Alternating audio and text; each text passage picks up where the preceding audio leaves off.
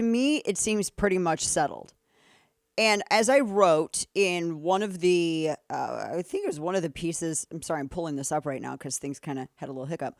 One of the pieces that I wrote last night, I was kind of talking a little bit about the shelf life, particularly of Haley's candidacy. Because, see, you have Iowa, and then after you have New Hampshire and South Carolina. She's got a little bit of an extension, being that South Carolina is her home state, and also New Hampshire's, East Coasty, Northeast Coasty. So she kind of can appeal to that as well. So I think it makes DeSantis' job a little harder in terms of longevity.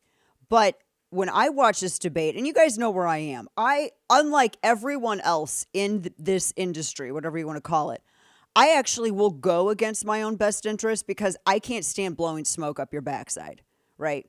I simply cannot. I can't stand it. I tell you where I'm at, not as a way to tell you what to think, just so you know where I'm coming from. I honestly don't care what you do. I mean, I don't want to sound mean, but I'm also going to, if I see somebody gaslighting you, or I'm going to call it out. I don't care who they are. I'm only in this as a voter and for voters because, and also not to sound mean, I'm going to say that a lot today. I hate these people. I mean, maybe hate's a strong word. They're not people that I would chill with. You know what I'm saying? Like, these are not people. They're politicians, and I get real weird. I have a story of someone who I was friends with who ran for office, and it just made it weird with me. Is that ignorant? Shut up. You for a split second, you were like, it's kind of bitchy. I just saw the expression, Kane. I was weighing the pros and cons. Yeah. I just can't help it. I just immediately distrust someone when I can't help it. There's something in my American DNA that kicks in. So I'm going to start with that because I'm going to be straight no chaser with you guys. And I'm on your behalf. I don't care about any of these people. I mean, I want to win in 2024. I voted for Trump twice. I want to win in 2024. I prefer DeSantis in the primary. But at the same time, I have disagreements with him, and I'm going to talk about that coming up. It's true. Nobody's perfect. I disagree with my husband about how to load the dishwasher. His way is insane. Not everybody agrees 100%. So I don't think that you have to in order to support someone or not. But one thing that I cannot stand is when people try to retcon history. I cannot stand that. And we're going to go through some of it. So welcome again. You can listen coast to coast, watch the simulcast, channel 347, direct TV as well. And YouTube, Facebook, always really good discussion happening there. So first up, that my 30,000 foot view is that I think Nikki Haley. Now, I walked into this debate wanting DeSantis to win it, but it's not a guarantee. And I'm not going to sit here and expend my own political capital by telling you something that's not true. I don't love any candidate, politician, or anyone in the public eye enough to spend my personal capital on them. I don't care how ignorant it sounds. It's God's honest truth. And if everyone else in this industry was being honest with you, they'd say the same thing. But I'm going to tell you my exact opinion. So I walked into this. I wanted him to win, but if Nikki Haley is having a good day and she's on, she can be a good debater. It's weird because sometimes she's on and sometimes she's not. One thing that she does not have is any kind of internal regulator to roll it back, because this chick had mad Hillary energy last night. And you kind of heard it in the soundbite that we just played. She's like, you're lying. You're so desperate. I hate that. That's like pick me girl energy. I cannot stand it. Right? You know it's true. There was at one point, she kept saying it throughout the literal debate. You're demeaning me. And this was her worst debate. I did not have a personal dislike of her going into this. I disliked her policies greatly. But after watching this performance last night, I think that if I'd actually ever met her, I would have a personal. I met her one time backstage at an event. Like for 5 seconds. I think if I actually met her and talked to her, I think I dislike her. I'm just saying, because I cannot stand when chicks do that. When someone disagrees with you, you're not being attacked. That's not. I can't stand this whole I'm a strong woman and my heels are ammunition. And also, you're demeaning me because he's disagreeing with you. Stop it. How many times is she going to play that chick card? It was so annoying. I could not handle it. So I immediately, if you followed me on social media, that was a huge chunk of what I was saying, because I was shocked that she leaned into it so hard, because she did. This was the worst debate she ever had. She came off as Hillary 2.0, petty and whiny and playing the woman card. DeSantis seemed confident and amused.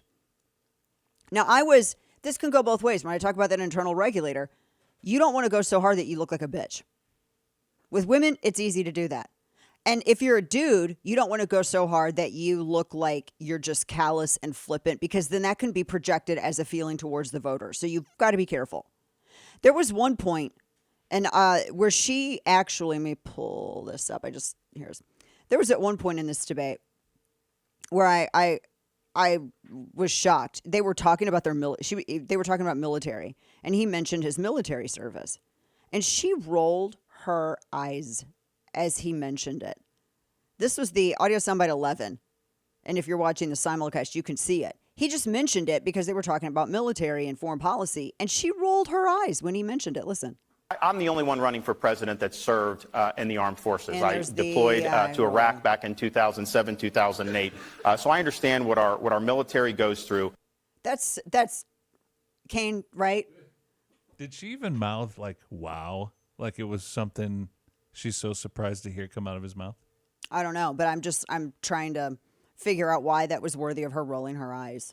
It just looked D-Class A. That's what I'm talking about. It just very much looked D-Class A. There were some, I thought that the questions were asked pretty straight. There was a lot of focus on foreign policy, and it was very good. This was, audio soundbite 4. This was a banger, as Steve would say. Listen.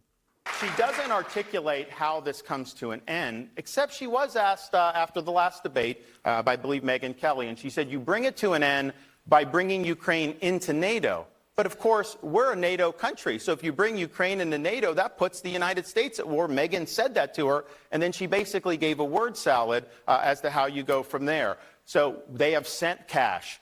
She supports this $106 billion that they're trying to get through Congress. Where's some of that money going? They've done tens of billions of dollars to pay salaries for Ukrainian government bureaucrats. They've paid pensions for Ukrainian retirees with your tax dollars. We've got homeless veterans. We have all these problems. This is the UN way of thinking, that we're somehow globalists and we have unlimited resources to do. You know, I think here's the problem. You can take the ambassador out of the United Nations, but you can't take the United Nations out of the ambassador. Now, my biggest disagreement with her, and she's been on the show, and we've talked about it, is foreign policy. And we really went back and forth on Ukraine, because I don't believe that, Russia can't even take Ukraine. What in the world makes these people think that they're going to launch a huge war on NATO, United States, Britain, et cetera, et cetera. People know who all the NATO members are. They already have NATO on their doorstep with the Baltic states. It's unbelievable, because it's not going to happen. And I think it's a pretext. It's just this old-fashioned foreign policy that is not current in today's context. Do you realize that people will try to cancel you on the, I hate it. It's cancel culture. You're told to be careful about the primary stuff. I've heard this before. I've heard it from executives. I've heard it from so many people. Oh, you got to be careful. Have you seen some of the polls? The national polls are coming to a close. They're getting closer. Coming up, we're going to talk about how you're kind of getting set up for a trap, I think. But if you were really in this to make money and all of this stuff, you'd be doing what some of these other cats are doing. Going out there, celebrating, basically being like an arm of somebody's campaign. Speaking of which, last night, the one thing I did disagree with DeSantis on, I thought he did great. And then he mentioned term limits, and I totally disagree. I've said this before. And again, I don't even agree with my husband on everything. I've said this before. I think term limits is giving a right and responsibility of the voter to the government. The vote is the term limit. And you only mentioned it once. I wish one of the moderators would have come back to it. I would have immediately stopped and said, what do you make of the criticism that is ceding voter authority to the government? Because that's what it is. I am hardcore against term limits, because that's your job. That's our job. I agree with the Federalists on this, the Federalist Papers. I've read Anti-Federalist and Federalist remarks, and I side with the founders in the Federalist Papers arguing against term limits, the voters, the term limit.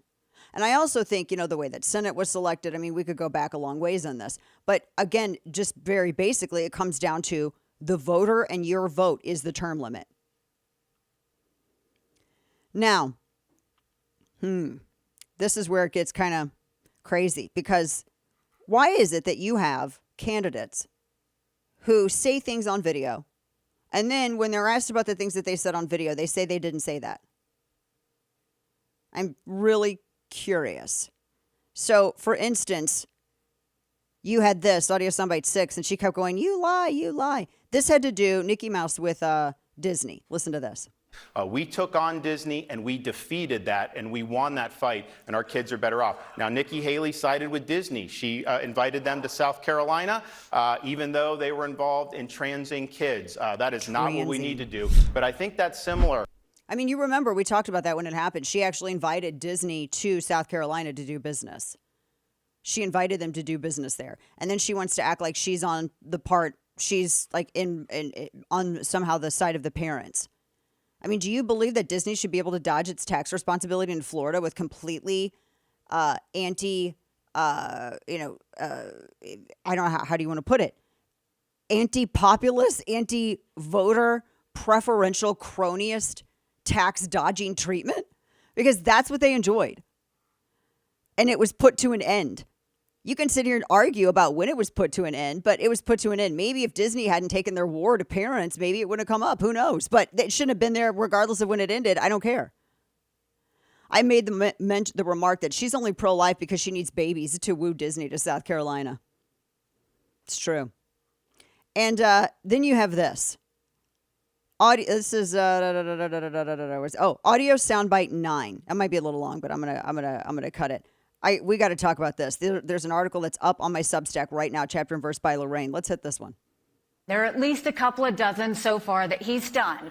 So what we're going to do is, rather than have him go and tell you all these lies, you can go to DeSantisLies.com and look at all of those. There's at least 2 dozen lies that he's told about me. That's like and you a Mary can see Kay where hard fact sell. checkers say exactly what's going to happen and exactly why it's wrong. So it will cover the fact that he's only mad about the donors because the donors used to be with him, but they're no longer with him now. And that's because So here's the thing. So the website, so this is what Lorraine found. And even my own college kid was looking at this yesterday. Her website actually debunks her claims. Apparently, they didn't actually look at, you can tell that they just Google food and just pick the first headline that they read. I'm not kidding you. It is so embarrassing.